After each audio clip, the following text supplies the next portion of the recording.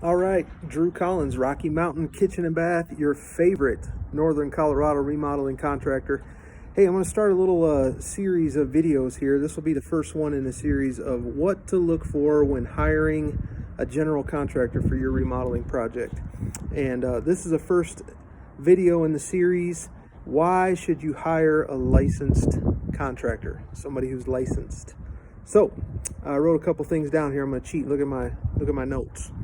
Would you ever let an airplane pilot fly you in an airplane if he didn't have a pilot's license? The answer is probably no. Why? Well, obvious reasons. A pilot's license ensures that he has the knowledge and experience that it takes to get you safely from point A to point B and to get you there quickly.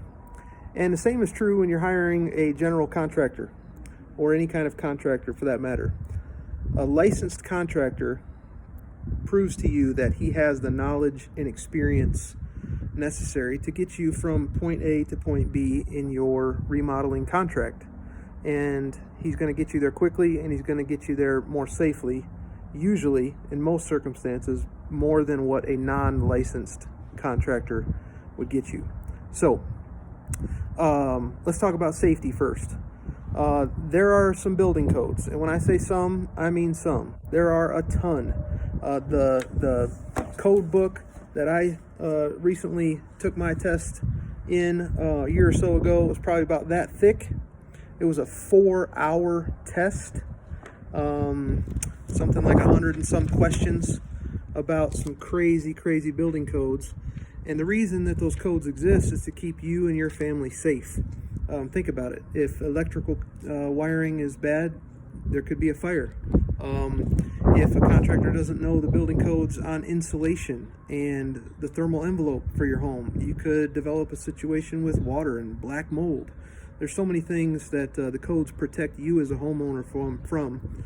And hiring a contractor that's not licensed and knowledgeable in those areas could be a safety issue for you. Secondly, they get you done quickly, usually in most cases. And what do I mean by that? Well, there's a lot to talk about in this category, but not knowing building codes from a licensed contractor can cause you some major delays in your project. If there are constantly failing building inspections and constantly having to make changes and corrections because they didn't know the codes in the first place, obviously that can really cause some problems and some frustrations. Also, increased costs. Somebody who's not licensed probably doesn't have the ability to look into the future and realize what's exactly going to be involved in your remodeling project. Remodeling is a lot different than new construction. It's a whole different animal. There's a lot of aspects to remodeling that make it much more challenging than just a brand new clean slate construction type of situation. So if that non-licensed contractor isn't able to see those things and you agree to a price ahead of time, and then in the middle and 3/4 of the way through and at the end of your project you find out that there was this, and all of a sudden your costs have increased or doubled because that contractor wasn't aware of those things, a licensed contractor usually can help you avoid those type of situations. And then thirdly, just real quick, what about a permit? Most of the time, any type of remodel that's more than just minor cosmetic remodel is going to require a permit, and a licensed general contractor is the only one who can pull a permit and do the work for you in most municipalities. There are some other situations, but you need a permit to protect yourself and your family, and you need to hire a licensed contractor in order to do that. So how do you know if your contractor's licensed? Well, you can ask them, and then you can call your local building department and just ask the building department, hey, this is my contractor, is he licensed? So it's just a simple phone call or two. Do a little bit of homework.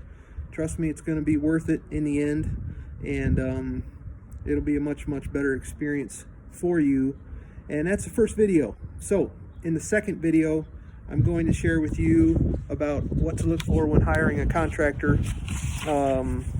Is going to come up here tomorrow. I'll share it with you. So have a good one. See you on the next one.